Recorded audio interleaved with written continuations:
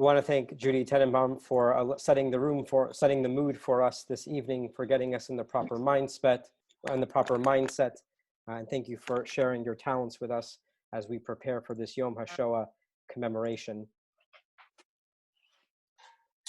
Just 2 weeks ago, the Jewish community observed a Passover like no other. We gathered in smaller, more intimate settings and remembered our people's redemption from Egypt. We told the story of how our ancestors were oppressed and mistreated, and through miraculous acts, we were redeemed. How they were able to move from a place of darkness to a place of light, from a place of narrowness to a place of freedom. And tonight, once again, we gather. Again, we gather in our homes. Again, we gather in smaller and more intimate spaces. And again, we gather for the purposes of remembering. Tonight, however, we observe Yom HaShoah, Holocaust Remembrance Day. We recall the time period from 1941 to 1945, when Nazi Germany murdered 6 million of our Jewish brothers and sisters, roughly 2/3 of the Jewish community of Europe. The way we gather tonight is different, but our purpose and our intention remains the same. We gather tonight to remember and pay tribute to loved ones who are no longer with us. We gather tonight to learn and to commit ourselves to ensuring that such events cannot happen again, and to make a statement that in spite of all the chaos and all the challenges that we currently face, we must pause and we must publicly remember as a community. We must remember because we have to recognize that others are in fact forgetting. A recent Pew study of 12,000 Americans revealed that less than half of those who were polled knew that 6 million Jews were murdered in the Holocaust. Of the respondents, 25% of them didn't know what a ghetto was, and less than half of those polled knew that Hitler was democratically elected. There was no massive regime change. He was democratically elected to be a leader. Tonight, we also mark that this year, 75 years ago, coincides with the liberation of Auschwitz, the largest death camp which murdered over 1 million Jews. Tonight, we will hear from Dr. Judy Stone, who will share her family experience during the Holocaust and her family's connection to Auschwitz. The 18th century Jewish mystical rabbi, the Baal Shem Tov, is often quoted as saying, "Forgetfulness leads to exile, while remembrance is the secret of redemption." And so tonight we gather so that we cannot forget. We don't forget that 6 million of our brothers and sisters were murdered by the Nazis. We don't forget that a democratically elected government can turn on its citizens. And we don't forget that entire families, towns, and cities were erased. Because to forget all of that would lead us and the rest of the world further into exile, further into darkness.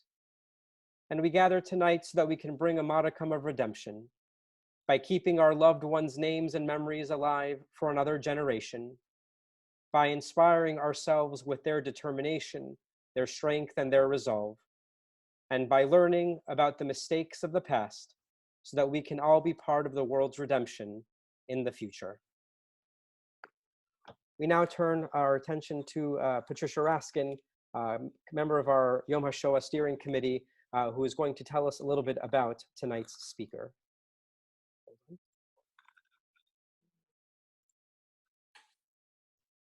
Go ahead.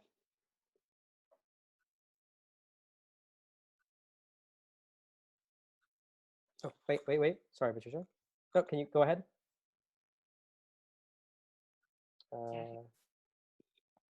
Not unmute myself, Michael. There you go. Go ahead.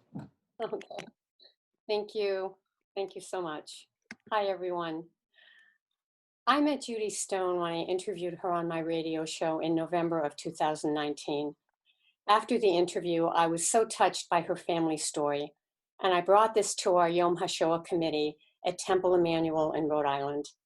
After the committee selected Judy as our keynote speaker for Yom HaShoah in 2020, COVID-19 emerged, and we had to cancel our live event. I am so pleased that with the technology expertise of Temple Emanu-El, that we can bring you a virtual Yom HaShoah this year with Judy Stone as our speaker. So let me tell you about Judy. Judy Stone, MD, is the daughter of Hungarian Holocaust survivors, a physician specializing in infectious diseases, and an author.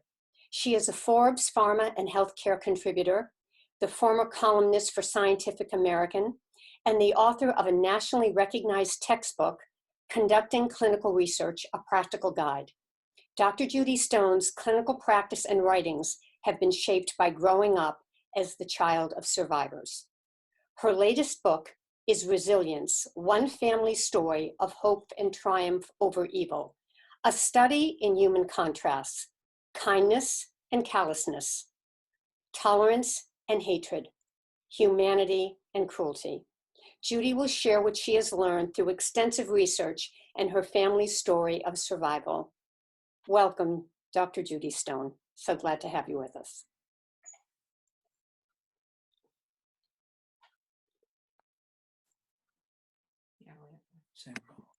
Well, you know, everyone is doing this for the first time. Go ahead, Judy.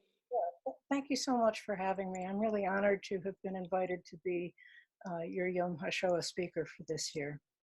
So, and particularly since apparently my aunt, who's the Holocaust survivor and still alive, I think is watching for the first time this year. I'm the daughter of survivors of Auschwitz and Dachau. As you mentioned, Rabbi Felt, too many people don't even know what the Holocaust was or how it came about. And it's critically important to know that. Do you have the first slide? Yep, I can bring them up one moment. Thank you.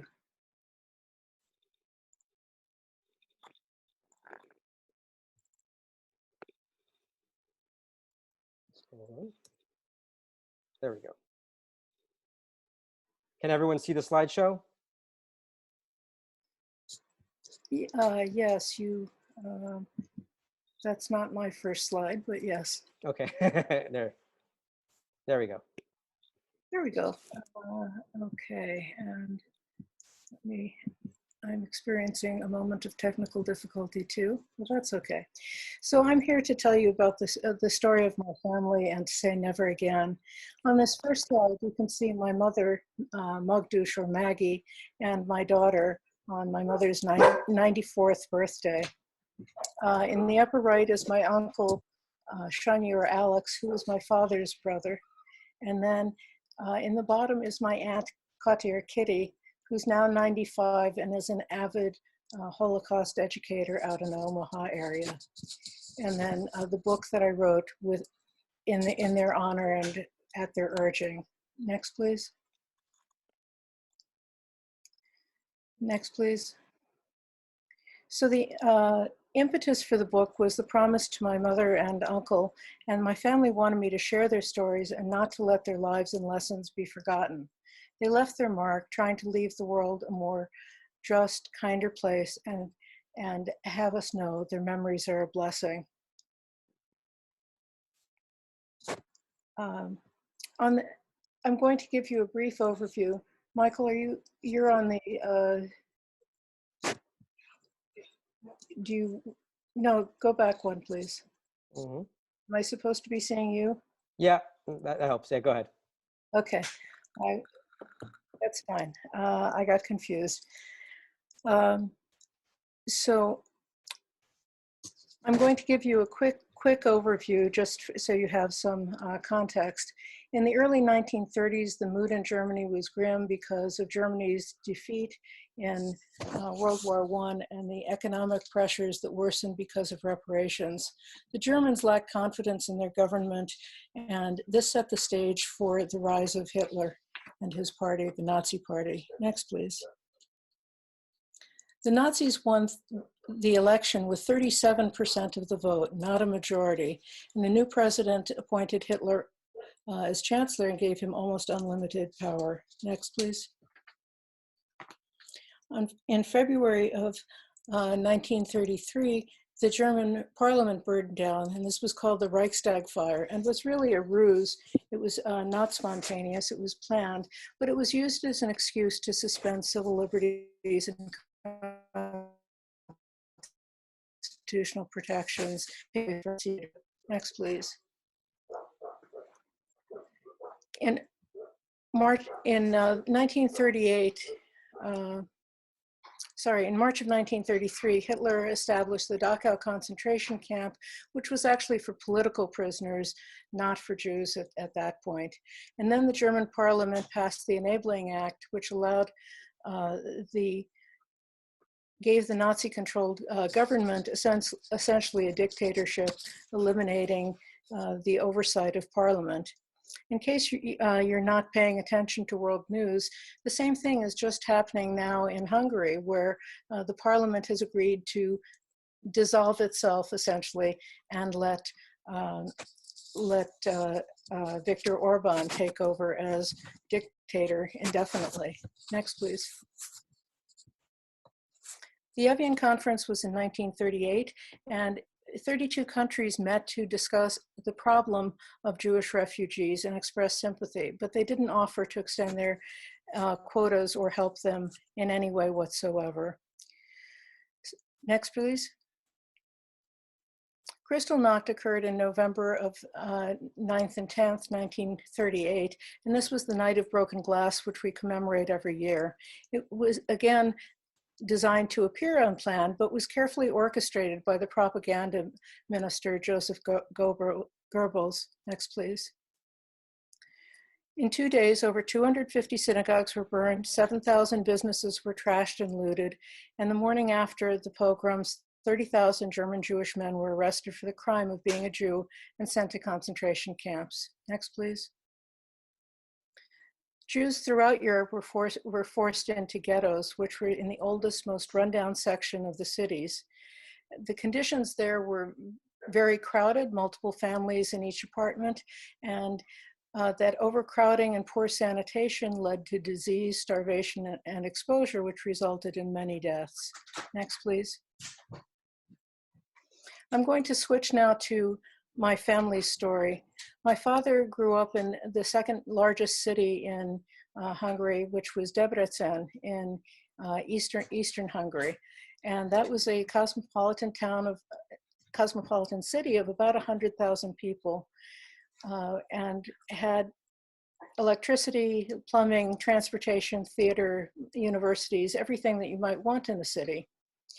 In contrast, my mother's village was about 15 kilometers away and had a population of 2,000. It had dirt roads.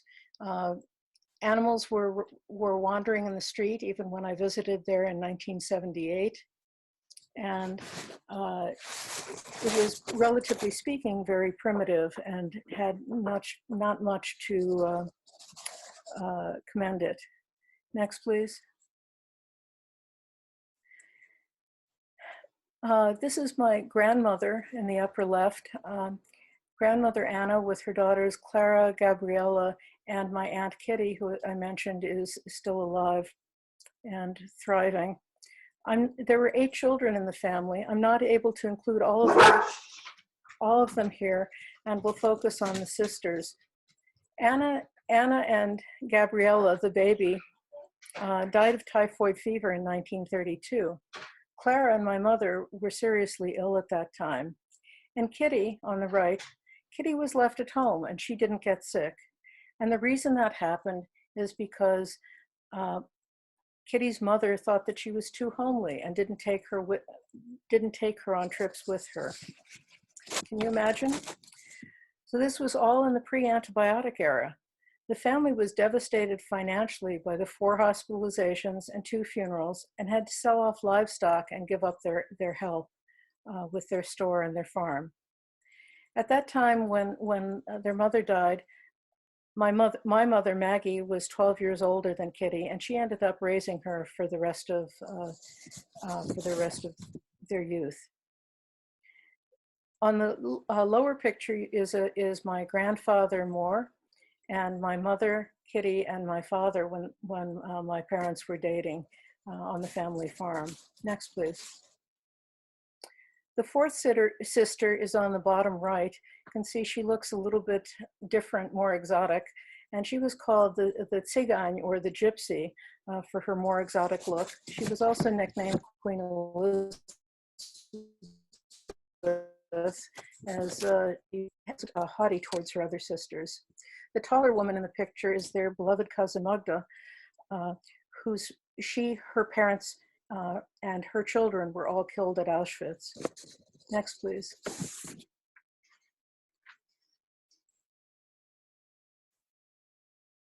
Next, please. There, okay, thank you. In the lead up to the war in the 1930s, there were what were called the Nuremberg Grace Laws and restrictions on who could be a civil servant. There were what were called numerous clauses, which limited the Jews' education and professions to less than 6%, which matched their proportion in the population. In this picture, you see my Uncle Alex when he was at the university, but he was not allowed to stay there because he was Jewish and not allowed to study mathematics. The woman on the left was studying chemistry, and she was literally thrown down the stairs and out of the university. The woman on the right is Miri's sister, who became my aunt later on. Next, please. In the lead up to the war, my grandfather Moore thought that he was protected as he was a decorated and wounded World War I officer. He lost his liquor license, however, and felt a bad economic squeeze on his store and his business because of finding that no prior service protected the Jews from the increasingly restricted laws. Jews were eventually not allowed to own any businesses, and this was called the Aryanization of businesses, when they had to share their or turn over their businesses to Gentiles. Next, please. Here's my family, how they looked in the late 1930s, early 1940s. Kitty is now 18 on the upper left. Her sister Clara is no longer the thin and spindly little girl she was, and is 24 here. Queen Elizabeth, or Betty, is on the right, and my parents in their engagement photo. The bottom photo occurred before my father and his brothers went off to war, and he's sitting there. My father's on the right. Alex is standing, and he's sitting with his mother and other brother Zennern. Next, please. The Nazis invaded Hungary on March 19, 1944. They didn't need large armies to round up the Jews. The Hungarians were very willing accomplices and were quite brutal, and their faction there was known as the Arrow Cross. Next, please. The Jewish badge, or the Star of David, had to be worn after March of 1944. Initially, the Jews could go out for up to 2 hours per day, and a friend of Kitty's took her out for a bit to try to cheer her up. Imagine how we're feeling in self-isolation now. They were all locked up. Kitty's coat lapel flipped over and hid her Star of David, and she was arrested for going out without the star and was jailed in the next town. Next, please. Kitty went back in the 1980s and met her former housekeeper, Jofineni, who had walked 6 miles to Debrecen, the next village, to bribe someone to get her out of jail, and then walked back. Next, please. This picture illustrates family across the street from Kitty. Totbachi was my grandfather's best friend. When the Germans invaded Hungary, soldiers wanted to rape my Aunt Kitty. So for several weeks, each night she sneaked across the dirt lane, which was illegal, and she went to sleep hiding under the bed of my grandfather's best friend, this elderly Gentile neighbor and widower. She slept on the dirt floor in his one-room shack with the chickens running around her. Tote Bocce, or Mr. Tote, risked his life every night protecting her, and he treated her like his own daughter. Later, he said he couldn't die until Kitty and my grandfather came back from the war, but he never got to see that happen. His final request was to be buried with Kitty's blanket, and he was indeed. Next, please. This teacher was another one of the good people who helped my family. And in this talk, I want to focus a lot on the kindness of people, because that helped my family survive the Holocaust and is important for us now. Clara was a teacher of Kitty's and a friend of my grandfather's, and he would climb over the fence at night and bring Kitty and her father food and news and simply keep them company, showing that he cared while they were under house arrest. He committed suicide when they were deported, and Kitty still asks herself why. Was he threatened? Did somebody report him? What was happening? Next, please. My father and his brothers and the other men initially started working as forced laborers, building roads and railways, and then clearing minefields on the Eastern Front. One uncle was blown up.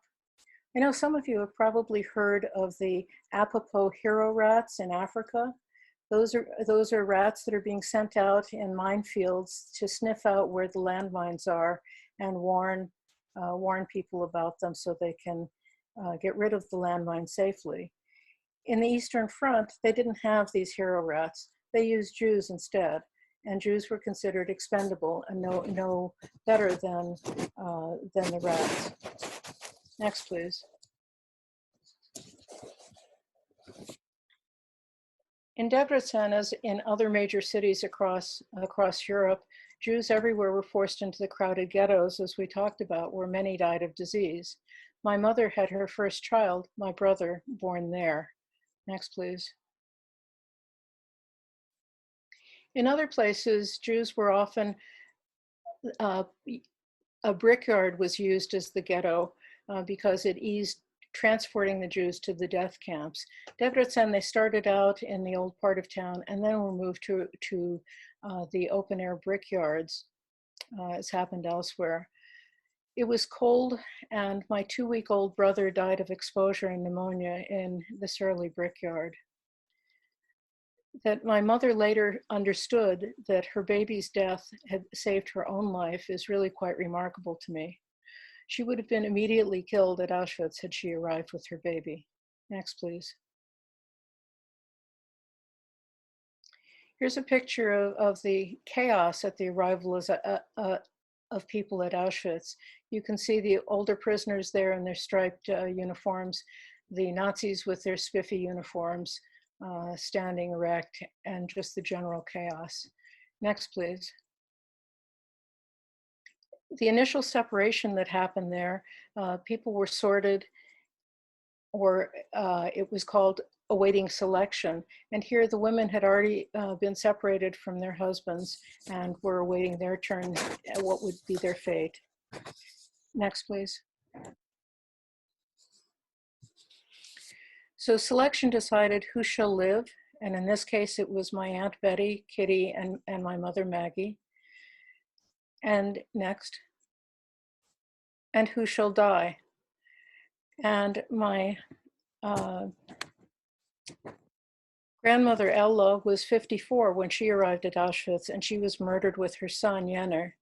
He had been disabled, mentally disabled from having meningitis as a child, so he was not felt to be valuable by the Nazis and was promptly killed. Kitty and my grandfather were together in the Zennern Ghetto, and then on their walk to Nagyvárad or Oradea, Romania now, where the next largest ghetto was, and then their transport on cattle cars to Auschwitz. They were together that whole time and then were separated on arrival at Auschwitz. My grandfather was 65, so he was sent to be gassed. He was old and useless. Kitty was sent to work. The bottom picture is not is a cousin of mine who I was very close to. And I put this in because his family story is different than ours. We were very lucky to have a number of survivors in our immediate family. My cousin Andy was the sole survivor of his branch and watched his father being murdered right in front of him. Andy later fought in Palestine in the Palmach and was one of the few survivors of his unit there. And yet he was one of the sanest, kindest, most generous people in our family, and one would never know that he had survived such trauma. Next, please. These two aunts and my mother survived Auschwitz. Clara was in hiding after escaping a death march from Budapest to Austria, and her experience in hiding was no picnic either. These sisters said at times that Anna, being such a hard mother and making them work so hard, she was really tough on them, but that gave them a better chance at survival. Had they grown up in luxury, drinking tea and eating crumpets, they would not have survived. Betty arrived first as a political prisoner. She was arrested the day the Nazis invaded Germany, and she was assigned to Canada, which is the part of Auschwitz where women sorted the clothes of the people who had been gassed and took food and valuables out of the clothes and set them aside. In some ways, that was, as I learned, one of the more gruesome parts of the camp to be in. It gave me a much better understanding of her. Kitty arrived in June of 1944, and my mother came on July 1st. Surprisingly, women were sometimes able to recognize others, although their heads were shorn and they wore filthy rags. So someone told Kitty, the youngest, that my mother was in another part of the camp, that she had just arrived. And once she knew that her sister was there, Kitty was determined to find a way to be with her, although moving from one barracks to another was strictly forbidden. Ignoring the danger, Kitty sneaked into Magdash's bunkhouse, and that's when she learned that my mother had just lost her newborn son, and she was stunned to see what bad shape her sister was in. Returning to her own barracks, she begged her friend Itza to join her in moving in with Magdush, but Itza, not wanting to challenge her fate, insisted on staying where she had been assigned and implored Kitty not to leave. Kitty felt she had to help her sister who had raised her. So she slipped into Maggie's barracks, which was illegal, and she was able to do that because the prisoners had only numbers and no names, and so many were dying that the Nazis couldn't keep close track of them. What Kitty didn't know is that by this act of compassion for her sister, she had also saved her own life. For when she returned to check on Itza and her other friends in their original quarters, she found nothing. Overnight, the barracks had been emptied, and 1,000 Hungarian Jewish women had vanished without a trace, presumably up in smoke. So while she saved herself, she inadvertently caused the death of this other woman with whom she had changed places. And she mourned the loss of Itza and forever felt burdened that another woman had died in her place. Next, please. While we were very lucky to have so many in our immediate family survive, I know that at least 80 people in our family, other family members, were murdered at Auschwitz and many more elsewhere. Next, please. After 9 weeks together with her sister, Maggie, Kitty was sent, there was another selection, and Kitty was sent to the Allendorf munitions plant. My mother was thrown back out of the line for selection because a guard found that she was lactating.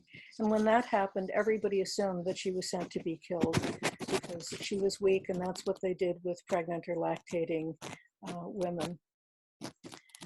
There were better conditions at Allendorf because of the toxic chemicals that the women worked with. Next, please. One of the most stunning things that I came across in researching this book was receiving this card from the USHMM about 2 years ago. This is a Häftling card or prisoner card, of my aunt at Auschwitz. And these cards were like index cards or like hospital admissions records that have all the demographic information about that inmate. It has the name, date of birth, who her parents were, who the next of kin is, etc. But what really floored me, and I didn't see it the first time I looked at this card in the amount of materials I got, is where the arrow is. And what that is, it has the date of arrival at Auschwitz. You know, Jews remember the anniversary, commemorate the anniversary of when someone died. Other Christians, for example, often remember somebody's birthday. I always wanted to say yahrzeit for my grandfather, memorial when he had died. So on this note, I saw that they had arrived in Auschwitz on June 28th, and that told me that that was the date that my grandfather was murdered. Next, please. My mother, in fact, had not been killed. She was, although everybody had assumed that she had been, she was sent to, in another selection, she was sent to a Berlin airplane factory. And this again was very tough work, standing on an assembly line, making airplane parts. A foreman there learned that she could sew and gave her a break and let her sit down on occasion to make gloves for his son. And he also gave her a few apples in exchange. Nonetheless, despite that kindness, conditions there were terrible, and at one point, she decided that she wanted to kill herself. Fortunately, she wasn't successful, or I wouldn't be here talking to you. Next, please. When the Nazis knew that they were losing, they herded the Jews on a more than 100-mile march. My Aunt Betty started in the middle of winter and lasted much longer than that of my mother or Kitty. On the death march, my mom walked from Berlin to the North Sea, where she was liberated at Rostock. My mother was so weak after 8 months in the camp, and her legs were so swollen that she could barely walk. Anyone who couldn't keep up and dropped out of line was shot. Now, on all of these marches and in the numerous roll calls that the women had in Auschwitz, the women always had to be lined up in rows of 5. And what happened here is that younger women made sure to take the outside of position in the rows so the weaker ones wouldn't be as visible to the guards and wouldn't fall back or be spotted and be shot. This act of kindness saved my mother's life. Similar thing, Betty reports that a similar thing happened with her, where 2 other women that she had befriended in the camps actually helped carry her part of the way on their death march. And these remarkable acts of kindness are something that really stands out to me. So my mother walked back to Berlin. Each of them was about 65 pounds when they were liberated. Somehow she managed to walk back to Berlin, and then she found trains or whatever carts she could hitch a ride on and went back to Zennern in Hungary, her village. Next, please. I won't go into what happened to my father and his brother, but after being on the Eastern Front, they were in the concentration camp in Dachau, and my father almost died of typhus there, and both remarkably survived that concentration camp. Next, please. After liberation, people ask how people found each other after liberation. Well, there were a couple of ways. On the left, you see this newspaper, which is literally translates as news of those who were dragged away. So there were these newspapers that listed survivors, there were readings on the radio, and there was word of mouth. On the picture of the right is the Fritzlar Air Force Base. When Kitty was liberated from Allendorf, the commandant had been ordered to send those women to Buchenwald to be murdered, but he decided to let them go. In part, he was reportedly not entirely a bad guy, and in part, he presumably wanted to help save himself, feeling they would put in a good word for him. Kitty and her group of 20 dorm mates were found by American airmen. It wasn't safe for them to stay in German villages, so the airmen took them to the Fritzlar Air Force Base, where they were put to work as cleaning ladies or waitresses for the servicemen there. Betty later joined Kitty there, and the two sisters you saw on the first slide, Ella and Miri, also were with Kitty, and heard on the radio where Alex was, and he then joined them. Clara was in a DP camp in Austria. She had been smuggled over the border, which was again illegal after the war, but ended up in a DP camp there, which was safer than staying in Hungary. Everyone still assumed my mother was dead. Next, please. It gets a little even more complicated here, so forgive me for a moment. My father went back to the big city to look for his uncle Jakusz, or Jacob, who had raised him since his father had died when he was a child too. Now in this picture of the family on the right, you see Jacob with his wife, daughter, and sister. And what's notable in this picture is that the three women were American citizens when they ended up in a concentration camp in Strasshof outside of Vienna, despite the fact that they were US citizens. They were then separated for 9 years after the war because they had faulty papers. So because of that, the child, Mori, grew up without seeing her parents until she was I think 19 years old. It was quite remarkable. It took them that long, took her parents that long to come to the US. I mention this in part because last fall, and it's probably happened since then, ICE tried to deport an 18-year-old US citizen in Texas. Next, please. While in Budapest, my father learned that my mother was alive in late 1945, and he went back to Zennern, and they tried to reestablish their business and their lives in Debrecen, but they were unsuccessful because people had stolen their apartments, stolen their business, and wanted nothing to do with the Jews still there. So they left after 6 months and joined the rest of the family in Zennern at the Air Force Base, or outside the Air Force Base. Kitty met a bomber pilot, an American bomber pilot, when she was at the air base, and they fell in love and decided to get married. And after she got here, Pete insisted that she hide her past and that she never tell anybody that she was Jewish. She eventually divorced after having 3 children and being stuck on a farm in the middle of nowhere in Iowa for many years. Next, please. Betty converted to Catholicism. She too married an Air Force captain, and she moved to Texas, then Denver.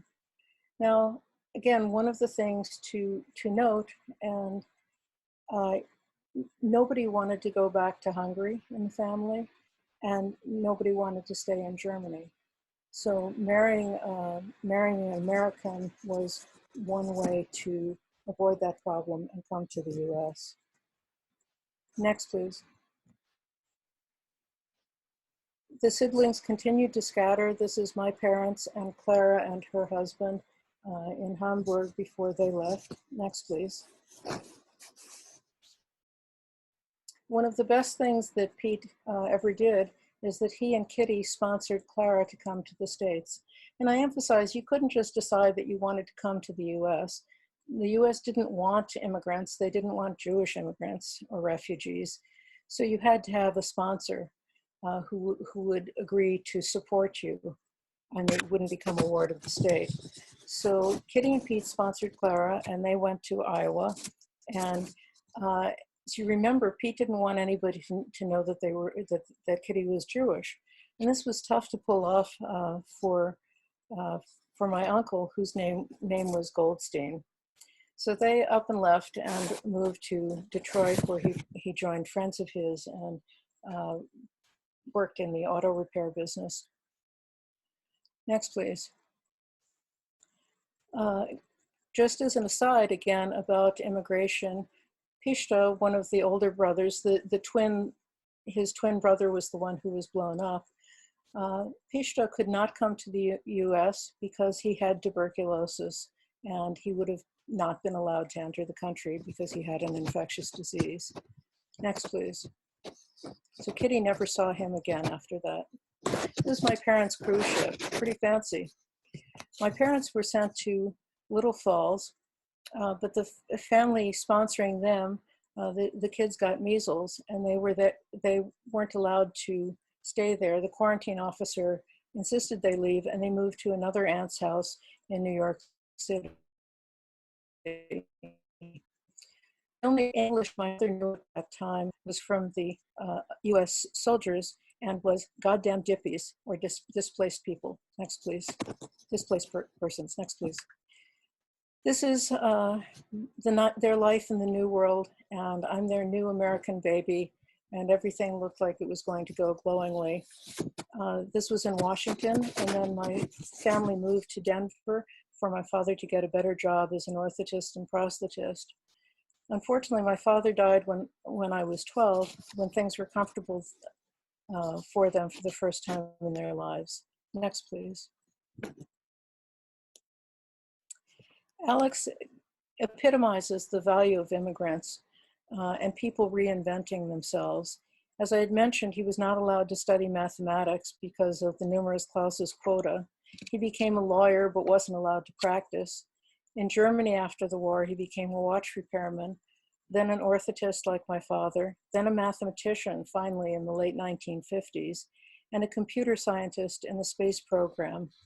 He was so well respected that they even had an article about him when he retired from JPL, from the Jet Propulsion Lab, when he was 75. He was also a meticulous family historian, which is why I have all the records that I do. Next, please. This is Betty Losonczi, or Bözsi, who, with Kitty in the 1980s.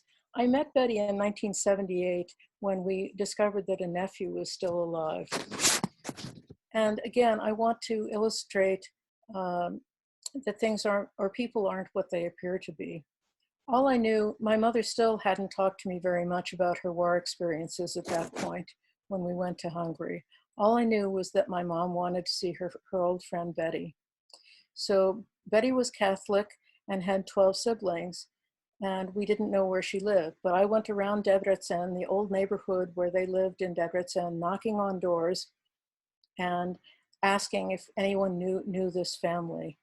And in fact, they did. And I turned her up, and my mother's joy when they reunited with each other and embraced was really something I'll remember for the rest of my life. But I didn't know those stories or know why she cared so much for Betty. I later learned that Betty had come to my mother's village to offer her ID and her birth certificate to my Aunt Kitty, who was blonde and blue-eyed and could have passed as Gentile. Betty also hid the family jewelry, and the photos that we have that we're seeing today were hidden in her home's thatched roof. Later, she and her father brought my mother food when she was starving in the ghetto. And after the war, they immediately took in my Aunt Clara when she found her way home. I didn't know those stories when I met Betty in 1978. I thought she was just another frumpy middle-aged woman. And then I learned that not all heroes wear capes, and people are not what they appear to be. Next, please. This is my family, all of the Holocaust survivors, everyone besides my father, at my wedding in 1984 here in Cumberland, Maryland. And look at that gorgeous white hair and happy faces. Yes, go ahead, that's fine. Next, please.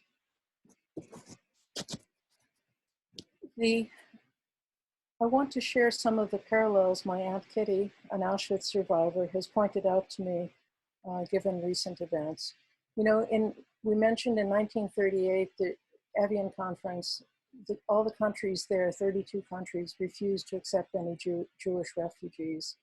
Many of you have probably heard of the SS St. Louis, which was a ship carrying refugees in 1939 that was denied entry to Cuba and then the US and Canada. Passengers were returned to Europe, where many were put in concentration camps and killed. Next, please. Do you see any parallels? Next, please. I know some of you won't have the same perceptions as I do, but again, I need to share her perspective. I also want to stress one of the common things that I'm confronted with when I've spoken is that people say they want refugees to come legally, and they don't appreciate that or understand that seeking asylum is in fact legal, and that you have to be in the United States to claim asylum. So we have limited refugees to 18,000 a year, down from 85,000, and this being the worst refugee and humanitarian crisis that we've had since World War II. We've given Turkey free rein to attack the Kurds, a minority ethnic group in Syria. And we're now not allowing Syrian refugees or Muslim refugees into the country. So the other thing that has personally troubled me is seeing the children in the camps in the Southeast US, because when I look at those children in cages, I see my mother on the floor on Auschwitz starving. Okay, in terms of, Kitty stresses the lessons of the Holocaust when she talks, and as I say, she hid that she was Jewish until 2008. Since that time, she's become an avid Holocaust educator, speaking wherever she can throughout Nebraska. Some of the lessons she talks about, her lessons of the Holocaust: Stop othering and divisiveness. We all have the same wants and needs. Kindness is an act of bravery and its own form of resistance. You know that smiling, making eye contact, walking with someone are all things that we can do now. During in the concentration camps, kindness, taking care of each other, the women who helped hide others or supported them in the roll call, standing for hours, each of those people could have been killed for their act of kindness. So don't be a bystander. Stand up to injustice. If you see somebody being bullied, try to protect them, sit with them, and be a witness. Read news from a variety of sources and vote and work to make positive change. Next, please.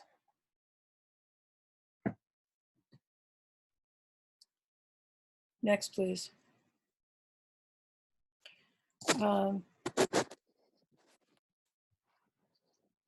So there are, I mentioned before, there are some things that Kitty and I see as reminiscent of the 1930s.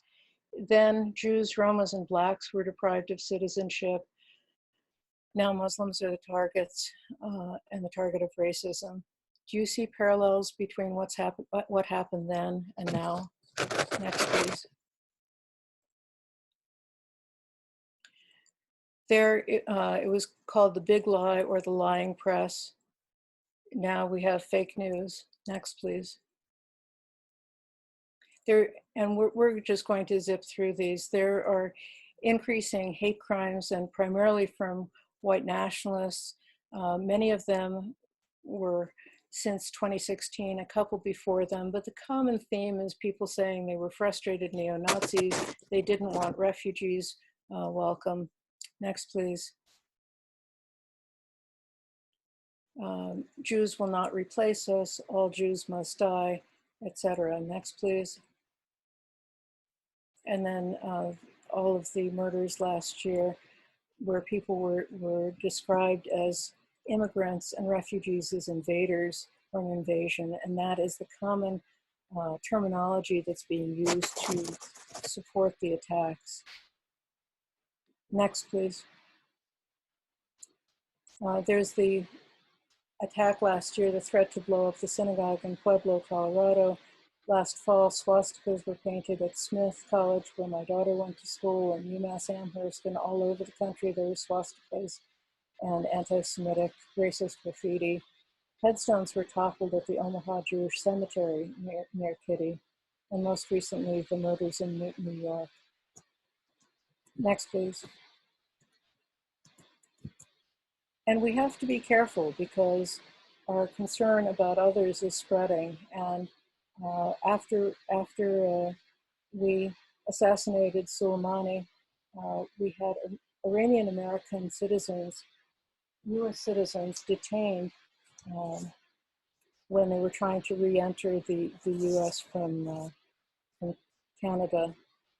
Next, please.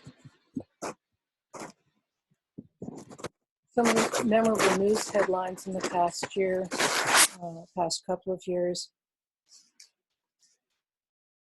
When being Jewish means being afraid, why do we fear Muslim terrorists more than white supremacist terrorists? These murders, all but one, were done by white supremacists. The Tamir Rice shooting and Black Lives Matter, and all the horrible stories that go on day after day here. Next, please. So here's Kitty speaking last year at the Omaha Public Library. And I found this picture on the internet, and I called them and I said, how many people were there?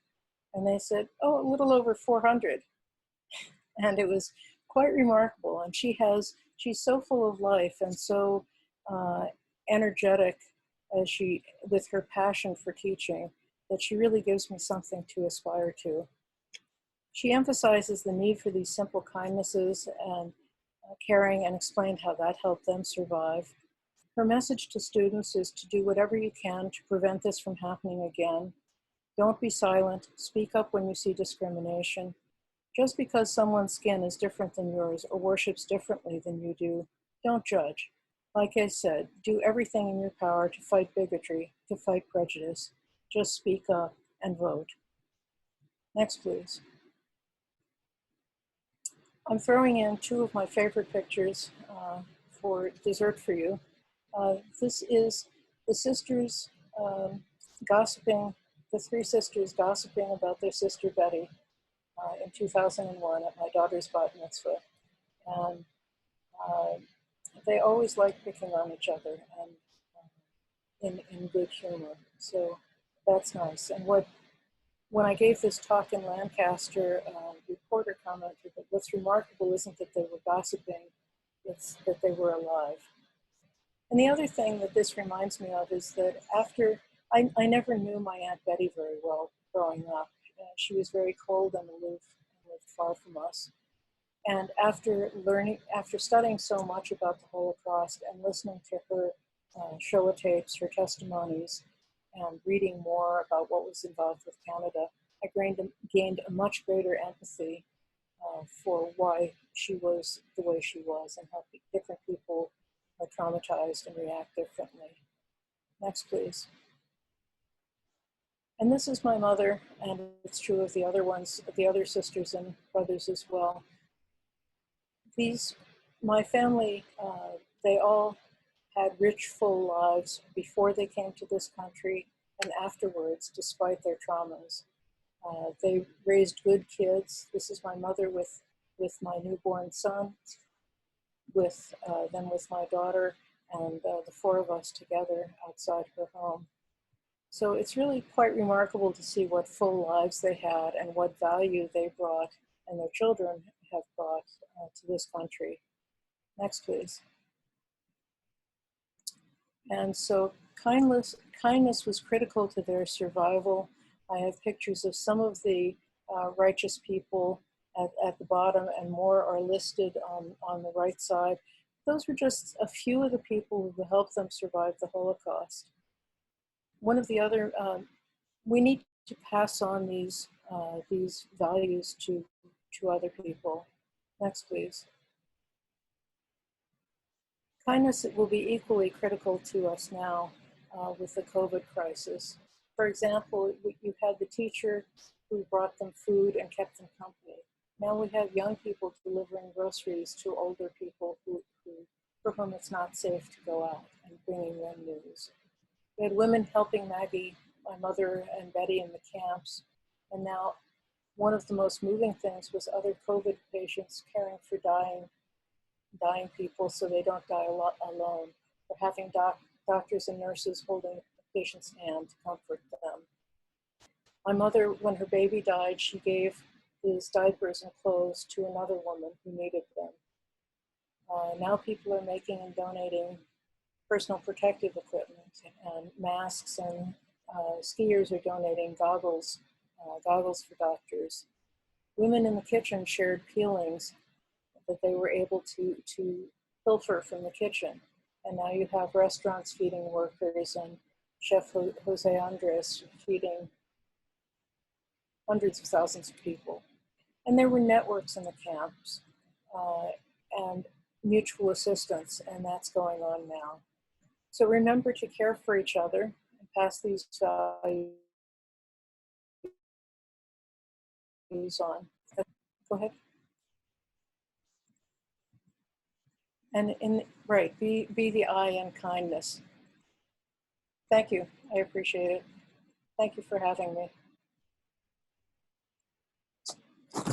It's hard to do this online, but you can, if you can tell Judy, people are giving you a round of applause, and we hope that you can see that and appreciate it. I'll stop my screen share for a moment so you can hopefully see everyone. Let me unpin that video. So you could see everyone giving you a round of applause and expressing appreciation, not only for sharing your family's story of survival, but reminding us about the importance of kindness, reminding us about the importance of not being afraid of those who are different, and how kindness goes a long way to making a difference in each of our lives. So thank you for sharing that story with all of us. Thank you again. I'll invite everyone to take a collective deep breath. And we'll have an opportunity after we conclude the program. If people want to stick around and ask Judy some specific questions, we can moderate a conversation after we finish the official program that we have for this evening. We're going to head and turn our attention to Judy Stillman, who is the artist in residence and professor of music at Rhode Island College, who crafted and wrote a composition in honor of Yom HaShoah this year. And before we show it, I want to give her an opportunity to describe and share a little bit about the piece. 1 minute. Thank you, Rabbi Fell, for your kind introduction and for your spiritual leadership, particularly in this unprecedented time of uncertainty and adjustment. And Dr. Stone, thank you for your enlightening words. It's an honor to be a part of today's meaningful commemoration. I'll share the background for this musical work and film. As the arts can afford us a visceral way to process raw emotional content, we feel as artists that it's our responsibility to try to lend what we can to this process. In fact, Leonard Bernstein mandated that the musician's reply to inhumanity should be to make music more devotedly than ever before. And on a personal note of deeper connection, we have family who perished in Auschwitz and who survived Auschwitz. At Temple Emanu-El over the years, it's been a privilege for me to compose music for Cantor Mayer's Hazamir Teen Choir for Yom HaShoah. And just days after composing this year's piece for Hazamir, COVID-19 quarantines went into effect for us all. In adapting to the new circumstances, I turned the work into a film project, teaming up with colleagues to form an interfaith virtual chamber choir, and added a visual historical narrative to interlock the arc. Our extraordinary singers sang their hearts out from their respective self-isolations without hearing each other. And then I assimilated the tracks here in my home in post-production. In composing the music and seeking words to commemorate the liberation of Auschwitz, a haunting and tragic phrase from Auschwitz survivor Elie Wiesel's memoir came to mind. "Never shall I forget the little faces of the children whose bodies I saw turned into wreaths of smoke beneath a silent blue sky." And those last 5 words form the basis of this choral work. Wiesel wrestled with his faith amidst the horrors and devastation, and that struggle coalesces with another thread in the music, which comes from an account related to me by a survivor. In his Auschwitz barracks, there was a young man whose father had been sent to the gas chambers. The son began reciting the mourner's Kaddish prayer. A Nazi guard overheard him and silenced him brutally. When the guard left, the young man mustered the resilience to continue praying, jumping to the end of the prayer, and his fellow prisoners joined him in unity. Here is Beneath a Silent Blue Sky.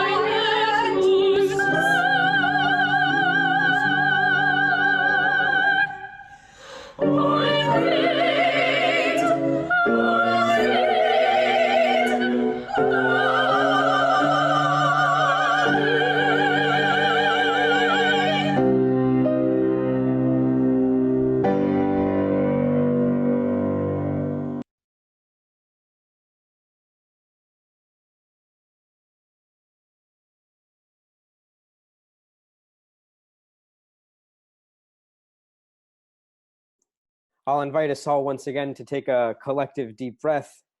And I don't know if it's appropriate or not, but to express our appreciation to Judy for composing this piece, if we can just show her either a round of applause or just raise our hands in appreciation and gratitude for her hard work and for collaborating a piece like that. Thank you.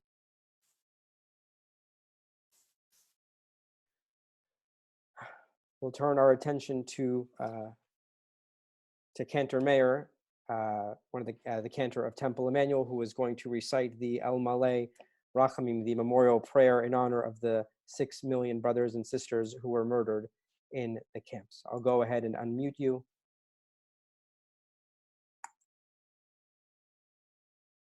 And share my screen once again. I'll invite, if you're able to do so in your own home, I invite you to rise.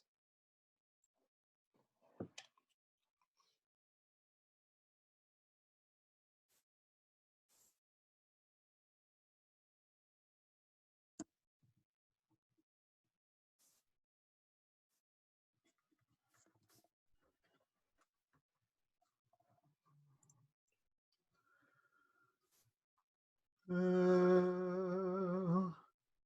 Maleh Rachamim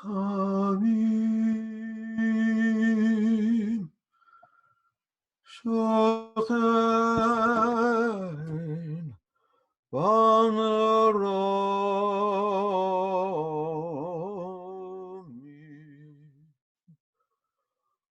antem nuchalechana tachat kanafei hashechina Malat kedoshim, kedoshim, utorim.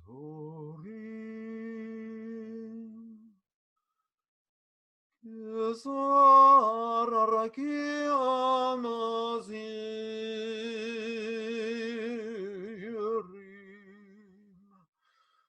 lenishma.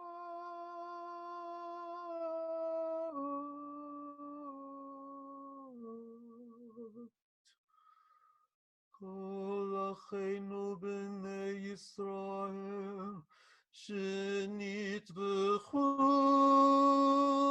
בשואה אנשים נשים וטף שנחנקו ושנשרפו ושנהרגו שמסרו את נפשם על קידוש השם בגן עדן תהא מנוחתם.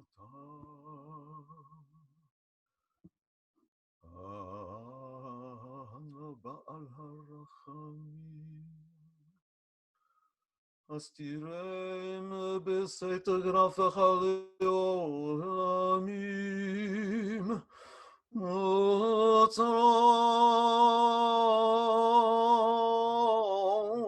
בצור החיים את נשמותיהם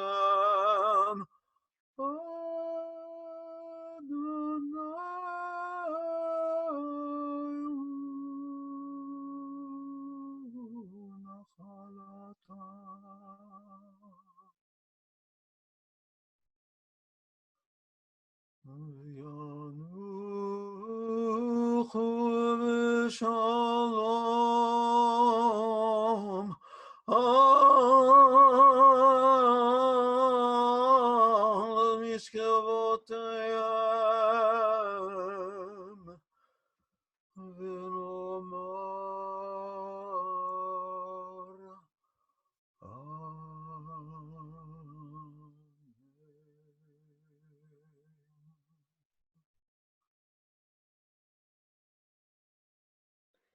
Exalted, compassionate God, grant infinite rest in your sheltering presence among the holy and pure to the souls of all our brethren who perished in the Shoah, men, women, and children of the house of Israel, who were slaughtered, suffocated, and burned to ashes. May their memory endure and inspire deeds of charity and goodness in our lives. May their souls thus be bound up in the bond of life. May they rest in peace. And let us all say, Amen. Amen. We'll invite everyone to be seated. And I'll invite Senior Rabbi of Temple Bethel, Rabbi Vos Outman, to share a poem. Where did you go? There you are.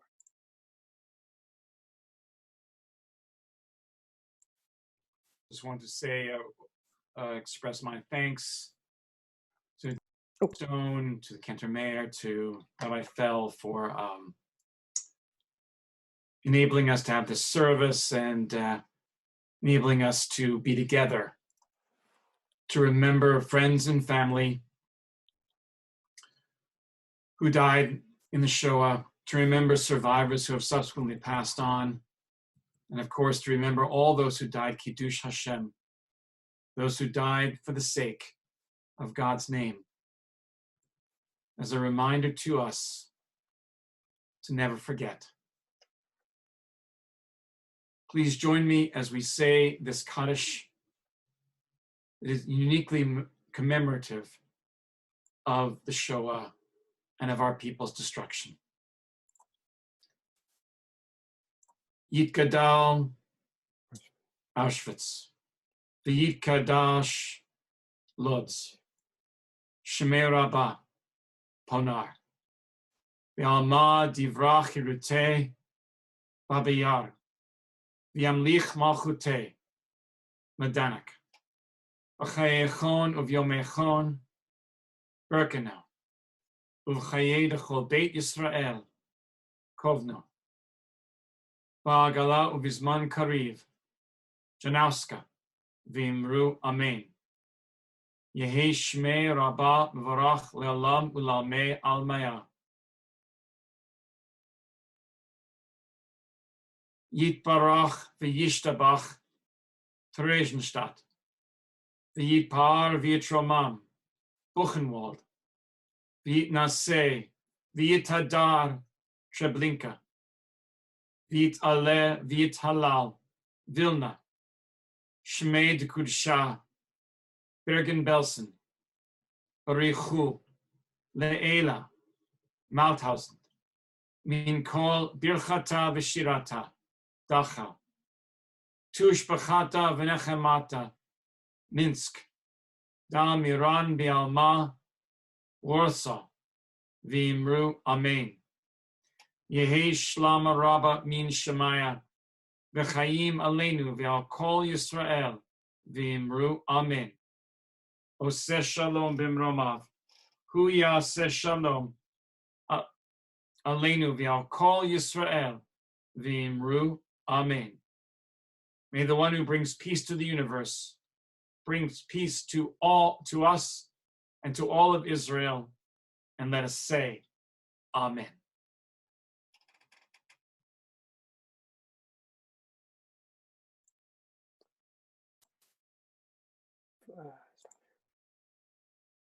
Friends, I want to just take a moment and thank all those who helped make this evening so meaningful. I want to acknowledge that there is a large committee of people that met from various organizations in the Jewish community who began meeting all the way back in January trying to craft this experience. And when we realized that we would be unable to meet in person, worked diligently to be able to bring this program to fruition. In particular, I want to thank Judy Tenenbaum for playing the harp to get us in the proper mindset and mood for this evening. Patricia Raskin for connecting us and presenting us with many options for speakers and helping us run tonight's program. Cantor Mayer and Rabbi Bo Saltman for lending their voices to remember our loved ones liturgically. And of course to Dr. Judy Stone for her keynote address this evening, allowing us to learn more about her family and learn about the trends that took place in the 1930s and 40s in Germany and what we can learn about them and what happens when we see them occurring today. So thank you all for sharing all of your talents and our abilities so that we can honor our beloved brothers and sisters. For those who would like to stay afterwards and get to know Dr. Stone a little bit more, after we sing the partisan song, you can stick around and then we'll have a more organized Q&A opportunity. With that, we'll turn it over back to Cantor Mayer, who will lead us in the singing of the partisan song. As soon as I find it.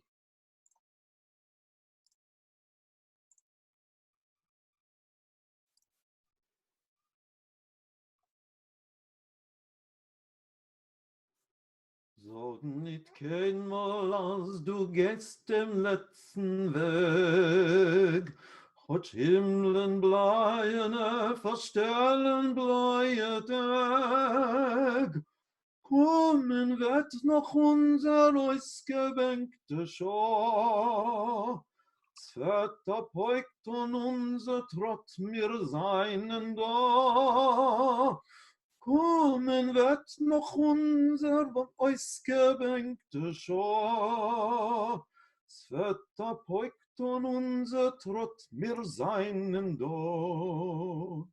From land of palm tree and from land of ice and snow, through trial and terror on our secret way we go, and every drop of blood we lose will join the stream, infusing courage to keep fighting for a dream. Our folk shall soon behold the early morning light. The evil yesterdays will vanish with the night. But if the sun should rise too late for us to see, our song will yet be sung by people who are free. The song was writ in blood and lead, it never dies. The song a bird of freedom carols as it flies. Arise and sing with me, triumphantly it calls. Amid an avalanche of crumbling ghetto walls. So never say this path I tread shall be my last. Although the light of day by clouds is overcast, the dawn we've waited for so long will yet appear, and our footsteps still will thunder, we are here. Sag nicht keinmal, als du gehst den letzten Weg, kannst Himmeln bleiben, stelle neue Weg, kommen wird noch unser ausgebänkter Schar. Sveta Peukton, unser Trott, mir seinen Tod.